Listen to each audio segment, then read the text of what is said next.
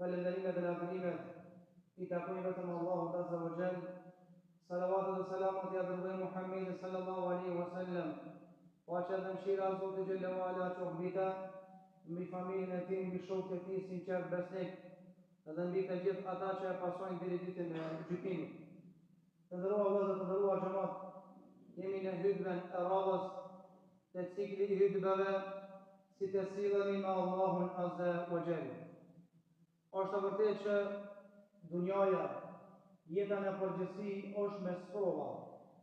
Është e vërtetë që ndarja nga njerëzit që i don e cakton zemrën, e bën zemrën të mërzitet, e bën syrin të lëton.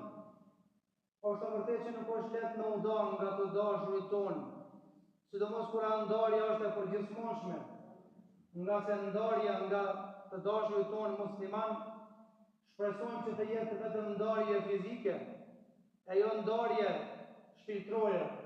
Shpresojmë të jetë ndarje fizike e përkohshme, e jo e përgjithshme. Çka po du me thonë me këtë hyrje? Po du me thonë që njerëzit në dunja lindin, njerëzit në dunja vdesin. Dhe natyra njerëzore është e tillë që lidhet për njerëzit. Njeriu është krijesë sociale, nuk mundet me jetu vetë. Ja do ma shumë nonën, ja babën. Ja vllavin e madh, ja vllavin e vogël. Ja motrën e madhe, ja motrën e vogël. Ja dajën, ja hallën, ja tezën, dikën e do ma shumë. Nga se e tillë zemra, dhe zemra e don këdoje ajo. Andaj nuk është e lehtë. Pra është e vështirë që të ndahemi nga të dashurit tonë, sidomos kur dikujt i vdes e vllavi, sidomos kur dikujt i vdes prindi, nga se vdekja e prindërve, vdekja e vllavit nuk është vdekje thjesht, por thjesht u ka hek një lule nga zemra jote, nga shpirti jot edhe nga mendja jote. Në situata kritike të tilla duhet të dimë si të sillemi me Allahun Azza wa Jall. Nderuar xhamat, as nuk kemi parë as i fundit që dikush na ka dhënë. Dikush është larguar nga jeta jonë. Është vërtet kalon zbrasim në zemër. Mirë po megjithatë, ne nuk duhemi ta mbysim veten tonë me mërzi. Nuk duhemi të kalojmë ditët e natën duke u mërzitur, por duhet të ballafaqohemi me këtë ndarje, edhe të lidhemi me atë që është i gjallë, edhe nuk vdes kurrë. Është Allahu Azza wa Jall. Për të arsye që vendosur në këtë hutbë të flas me rastëmas si të sillemi me Allahun kur vdes ndonjë prej atyre që na don loshka zemrës. Të nderuar vëllezër, kur vdes pejgamberi sallallahu alaihi wasallam, nuk e lehtë për xhamatin me përballu ndarjen nga pejgamberi. Pasha Zotin e Madh ka qenë më aron për ata sa me pasdek nona dhe baba atyre.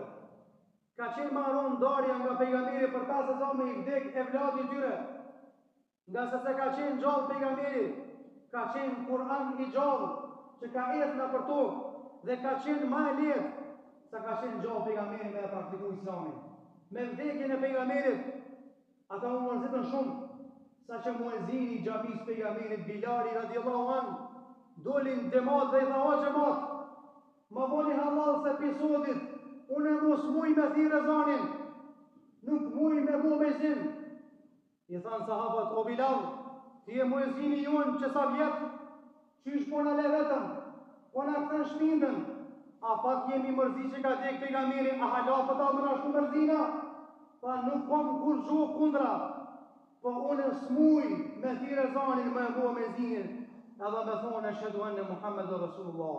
S'muj me vazhdu me ezanin, se s'muj mi ndalë lotët edhe zemra ndaj pi vendit nga mërzia madhe, që më nuk është prezent sallallahu alaihi wasallam në falë namazin e sabahit, ikindis, akshamit, yatsis, andaj mos më kushtoni shumë, se ka shumë e pata, s'muj ma shumë. Bilali radiallahu anhu shkoi në Sham, s'muj as Medinë me ne, se se paramenoj ke jetën për pejgamberin. Ja qoj një salam e Bubekri një shkres, edhe i tha: "O Bilal, më ka marrë malli me ta ndi zonën e muezin lëkut. O Bilal, jena mërzit shumë, e janë Medinë, bile një namaz, thira e zonin, edhe bona me zin, freskoj këto zemra që jenë mërzit dhe jenë përmallu për pejgamberin sallallahu alaihi wasallam." Bilal i hiti kalit vëmarit, i Shamit Medine, edhe mrini pak para sabajit, edhe hypi, atër s'ka pas mikrofon, apo zonët i ka pas nalt, edhe hypi edhe tha, Allahu Akbar, Allahu Akbar.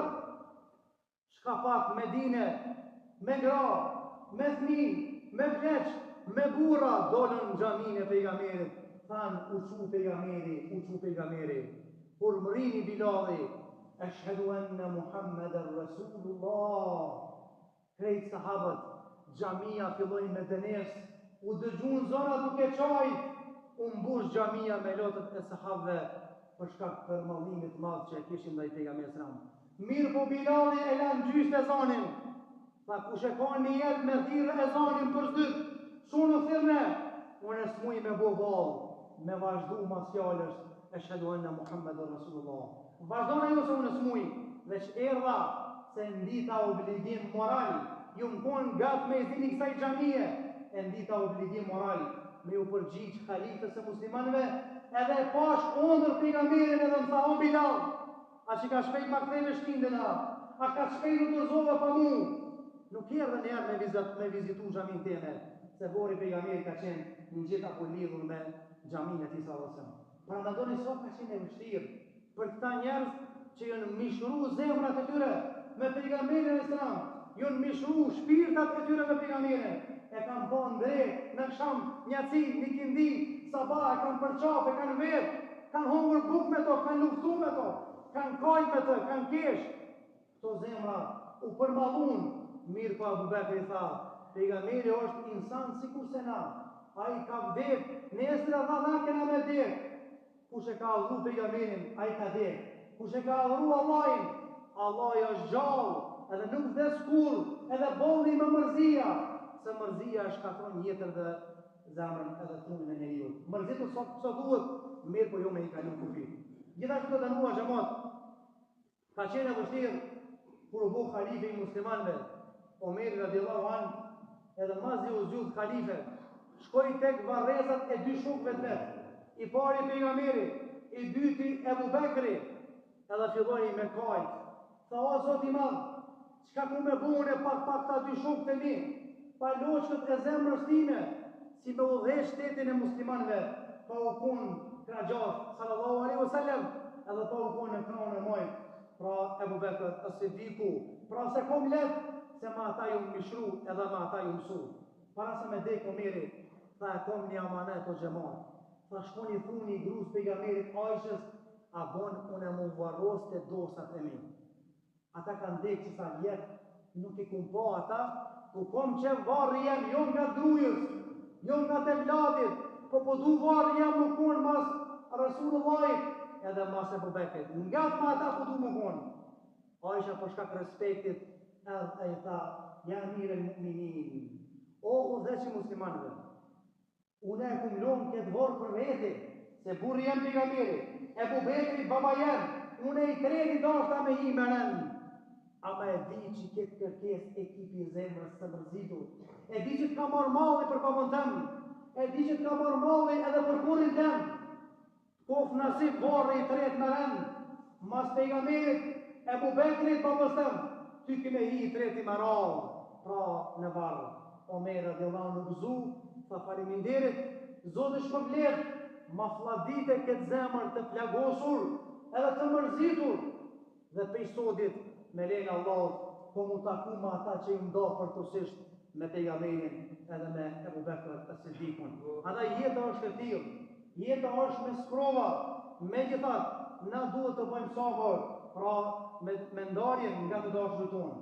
Unë e di të ndëruar xhamat, që kemi xhamat në shafin tonë, pra që me duart e tyre i kanë varrosur vladët. Unë se kum përjetu, veç dinje një që sprova e vladit dallon prej ke sprova të tjera. Mund të smut gruaja, bëhet çarja. Mund të smut dikush tjetër, këtë ka zgjidhje. Ama mund të smut e vladi, edhe baba dhe nana me vdek, edhe me vdek e vladi, vështirë është me gjithë zëvënësim, bile dhe s'ka zëvënësim. Për atë arsye pejgamberi sa me ka pas zakon, çdo herë me i vizitu vorrët, jo veç Bajram, jo veç në xhuma, po kur i ka ra udhë i ka vizitu. Edhe një ditë për ditëve tu kalu te vorrët sallallahu alaihi wasallam, e pani nun tu kaj, tha oj filane, bën sabër, isbiri wa ihtasibi. Tha bën sabër edhe shpreso të se vapi i lumit Allah, sa Allah i ka me shpërbly. Ajo i tha, rriti, se nuk e din çfarë brengje, se nuk e din se mu ka shkrumu zemra. Shkoj pejgamberi sa. Dikush pi xhamatit sahabë i tha, u filone, a po kush ka ai që të foli, pa tha se s'm shkoj meja me këshyr kush ke, se e kum pas gojën time, tybe nuk kom tybe më ka rënë mend me pa kush foli. Tha ai që këshilloi ke pejgamberi sa. Kjo gru me vrapu shumë kum, se jerë keq, edhe me njëri shkoj prapa, tha ja Rasulullah, ma bon halal, se kum pas dertin e vladit tem, pasha zotin e qabës, nuk e kum dit kush është të fol, nga dhim të amadhe i pash tyje, qyre punën tonë dhe se ti sa e lëndume. Tha ma bon halal, atër pejgamberi sa nuk e zgati muhabetin, tha inna ma sabru fi sadmetil ula. Sabri, ta Allah i shpërblet, momentin kur goditesh me sprovë. Edhe në fundit, pastaj vazhdojmë vitën tjetër, është aja që ka transmetuar pejgamberi sallallahu alajhi wasallam, se kur Allahu e merr një evlat, një çift i bashkëtor, Allah e di më mirë, i thot me laçeve, aja morët loçkën e zemrës robi tem, ato thonë po Zot. Aja morët frutin e zemrës robi tem, thonë po ja Rob. Çka tha robi jam? Robi jo tha, elhamdulillah, në atë çka ka caktuar Zoti, ne jemi të Allahut, edhe të Allahut kena mu kthy. Allah i thot me lejkeve, shkoni në xhenet, marojani robi tem mi pallat, për shkak edukatës ndaj meje në kohë të vështirë, për shkak edukatës larg momentet kritike, që ja mora loçkën e zemrës, e vladin, a i tha alhamdulillah, të Allahut jemi, te ka i kana mu kthy. Ibnu lahu bejten wa sammuhu bejt el hamd. Marojani një pallat në xhenet, edhe nderën e pallatit shkrune, shtëpia dhe pallati i falënderimit. Do ta shohim më konkretisht në hutbën e ardhshme, çish duhet mos sjell muslimani raport me Allahun Azza wa Jall, kur Allah i merr vladin, kur Allah i merr babën, kur Allah i merr nanën, kur Allah i merr grujën, kur Allah i merr shokun, kur Allah i merr kolegën, që normalisht është provë, është dhimbje, syri çon, zemra pikëllohet mërzitet, por goja nuk thot asgjë tjetër, posa ato që ne ka mësuar Zoti, te Allahu jemi edhe tek ai kemi për të kthyer. Amin, amin, amin. أقول قولي هذا أستغفر الله لي ولكم ولسائر المسلمين من كل ذنب فاستغفروه إنه هو الغفور الرحيم.